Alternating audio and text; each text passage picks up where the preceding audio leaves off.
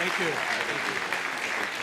you. It really is a privilege to be here. And Madam President, thank you for the invitation. While the world is clearly aware of Tehran's continued and stringent opposition to the MEK, to include the atrocities that have been perpetrated against the innocent civilians at Camp Ashraf, as well as Iran's growing influence over the Maliki regime, very little is known about the covert mechanisms that Tehran employs to continue to propagate the falsehoods that are being levied continuously against the MEK and in promoting continued oppression and violence against the innocent residents of Camp Ashraf and soon to be Camp Liberty. Key among these mechanisms, and indeed the most prominent, remains the Iranian Ministry of Intelligence and Security, the MOIS. Now, if you remember back in the President Bush administration, the axis of evil, Iran, Iraq, and North Korea. Now, as a field operative, I've worked against those organizations in the past. And within the intelligence community, there was a gentleman's agreement when we talked about these three axis of evil. North Korea, we knew, was far gone. People had been subjugated for over half a century. Iraq, we knew, had general tendencies. The thing that stood apart with Iran was the people. A very young generation in particular compared to the other countries in the region, but it was the empathy that Americans have always felt for the people of Iran. And that has never changed. In fact, I think given recent events over the past few years, it has grown. So we never really accepted the fact that, even though it was our president that said it, that Iran should be part of the axis of evil. Now, the current regime, of course, but not the people. In the other two instances, Iraq and North Korea, we encompassed everyone. It didn't apply to Iran. And again, that's still the case. In fact, it's gotten only better. When you look at an intelligence or security organization in any country, they're tasked with maintaining their country's secrets and protecting the legitimately elected administration there. The MOIS is neither traditional, nor do they abide by any universally established codes of conduct. Their sole objective is the continuation of the regime and the eradication of its enemies, and they view the MEK as its primary enemy. MOIS agents operate throughout Iran as well as across the globe. They target dissidents or anyone whom they believe or are told are potential threats to the regime. Their activities are not limited to intimidation, assassination, and torture. Now, while these are certainly the most egregious of their actions, the MOIS also engages in more subtle activities which are nearly equally damaging on the political front. These activities are designed to present a different face of Iran to the world. It's not the face that we know, it's not the face that you obviously know, or that the residents of Camp Ashraf have known for a quarter of a century. It depicts the Iranian MOIS, sends a message, subtly and not so subtly, by depicting those that stand up for democracy, who stand up for basic human rights, such as freedoms of expression and association, to be free from arbitrary arrest and detention, as well as torture. They depict them as subversives, as terrorists. They do this through propaganda, what we call in the spy business, disinformation or misinformation. The MOIS is very good at this. They've been trained by a number of other hostile services in the world. They often recruit journalists, maybe unwittingly, newspaper stringers, and now with the worldwide media through various social networks, it's much easier to put false stories out there. They put completely false accounts into this media throughout the region and throughout the world. Such disinformation campaigns like the Iranian stories previously talking about Camp Ashraf was harboring female suicide bombers, or the members of the MEK were responsible for plotting to blow up airliners. They seek both the sensational as well as the sublime, though they seem to have a tendency for the more outlandish, as was the case when they tried to portray the innocent residents of Camp Ashraf as harboring and training female assassins. In essence, the best way to characterize the MOIS would be as a secret police organization, focused solely on the perpetuation of the current regime in Tehran and the expansion of Iran's influence in the region. And we see that very clearly in Iraq. I would classify the MOIS, and I know I have many who would agree with me, as a terrorist organization. It is not the MEK. It is the MOIS.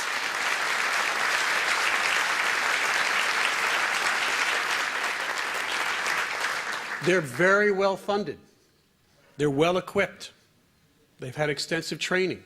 They have a history of atrocities perpetrated against their own people and against those that they perceive as enemies of the regime. They have conducted political assassinations, the serial murders of dissidents and intellectuals, both in their own country and around the world. And one only has to look at how the Ahmadinejad government has treated protesters in the aftermath of their sham 2009 presidential elections to see just what they are capable of doing, not to mention their recent attempts at a failed assassination plan inside Washington, D.C. We see it demonstrated yet again, most recently in Baghdad's interpretation of the recently concluded MOU.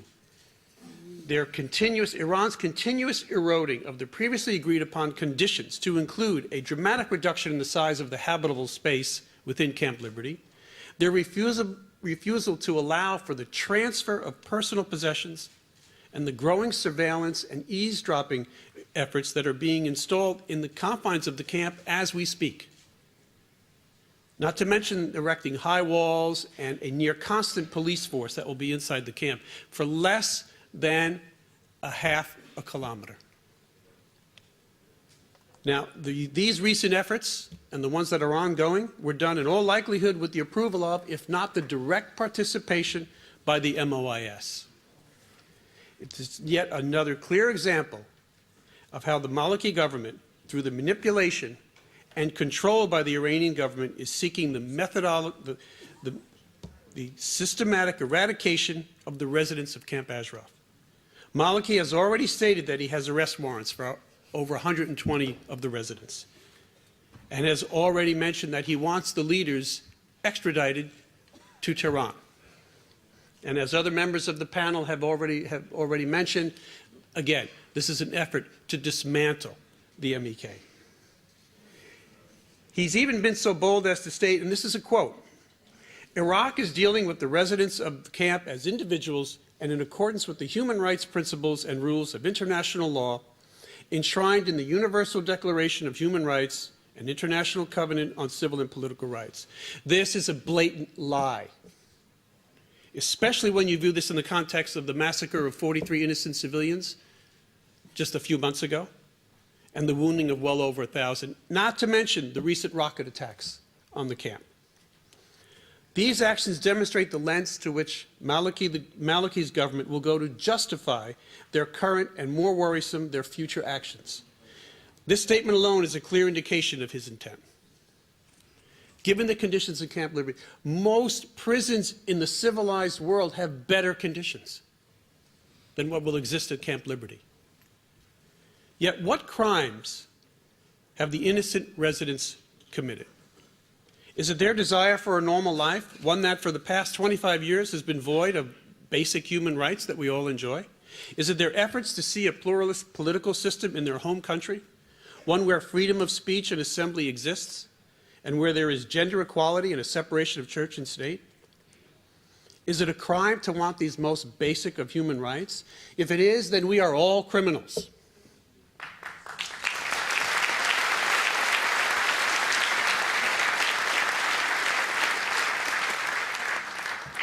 Dictatorial regimes like the current regime in Iran, regimes that subjugate their own people, they're quick to designate anyone who opposes them as subversives, and even, as they repeatedly describe the MEK and the residents of Camp Ashraf, as terrorists. Camp Ashraf has been under the protection of U.S. forces since its residents voluntarily handed over their weapons in 2003, and have been recognized as protected persons and non-combatants under the 4th Geneva Convention. When the U.S. began its withdrawal from Iraq, that protection was transferred to the Maliki government with assurances that they would continue to treat the men, women, and children there with basic human respect. Instead of treating them in this way, the Maliki regime viewed it as yet another way to demonstrate their homage to the mullahs in Tehran. By blindly agreeing to systematically dismantle, humiliate, and kill the innocent men, women, and children of Camp Ashraf. This is not the act of a civilized nation. This is the act of terrorists. We must not allow Iraq to misuse the MOU recently signed to benefit their continued persecution of a group that only wants what we all deserve: freedom from prosecution and the choice to determine their own futures. Peaceful relocation is not a privilege. It is a basic human right. The international community, but especially the United States, must continue to demonstrate to the Iraqi and Iranian governments that continued mistreatment of the residents of Camp Ashraf is no longer acceptable, that it represents a clear and present threat to the security and safety of innocent civilians and will no longer be tolerated. The UNHCR must be able to perform its duties. The UN, the EU, and Secretary of State Hillary Clinton have all vowed to guarantee their protection during this process. But guarantees to Maliki, and especially to the mullahs in Tehran, are meaningless. And as Mayor Giuliani has accurately pointed out earlier, they only understand one thing: force, strength.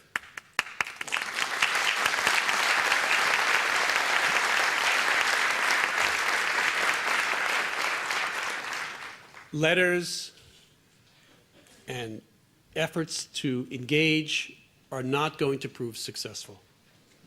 The use of UN Blue Helmet forces would be an excellent way to demonstrate to the Iraqi and Iranian regimes that we are serious about protecting these innocent lives and that the international community is no longer susceptible to the political machinations and manipulations by Maliki and the mullahs in Tehran. It is imperative that the protection of the residents of Camp Ashraf remain paramount, and this can only be done through the continued attention and focus of the international community at this very critical juncture. We must ensure that the Iraqi government, absent the manipulating influence of Iran, adheres to the minimum requirements that the residents will need in their relocation, which includes the ability to bring their personal possessions, freedom from surveillance, from harassment, and from the fear of arrest and detention. These are not unusual requests, nor are they special privileges, but rather, as I mentioned earlier, basic inalienable human rights. When President Obama and Prime Minister Maliki met last month, Maliki promised that he would, quote, broker no interference from outside powers in the conduct of internal Iraqi affairs. Another lie. But we must ensure that he holds to this promise and does not allow the government of Iran to meddle or control events concerning the residents of Camp Ashraf. A policy of appeasement when dealing with terrorist organizations and regimes is never successful. As with the continuous listing of the MEK on the foreign terrorist organizations list, which was done initially to appease the government of Iran, and which, by the way, has produced no visible results, no benefits, the consistent eroding of the initial MOU reached just a few weeks ago on the transfer and resolution of the residents of Camp Ashraf works only to the advantage of the Ahmadinejad regime. I asked, to what end and for how long must the innocent victims at Camp Ashraf be subjected to these political machinations? I believe that they have suffered far too long, under dire and increasingly hostile conditions, only to have to face a future of uncertainty and continued harassment. Now, in the grand scheme of things, what does the lives of 3,400 people mean? If, again, as Mayor Giuliani pointed out, the UN has done nothing, their history in terms of providing assistance in crucial matters like this. So one might ask themselves, so what's another 3,400 people? Where is it in the grand scheme of things, in the history of humanity? It's not just a number of people. It is a point in time. It is a marker for all of humanity, but especially for the United States and for the United Nations. This is the time for the international community to resolutely and repeatedly stand up in defense of the residents of Camp Ashraf. It's long at hand. It's long overdue. It is the responsibility of everyone to ensure that these people who have given so much and have endured with such harsh treatments be given the opportunity, finally, for liberty and for justice. Thank you.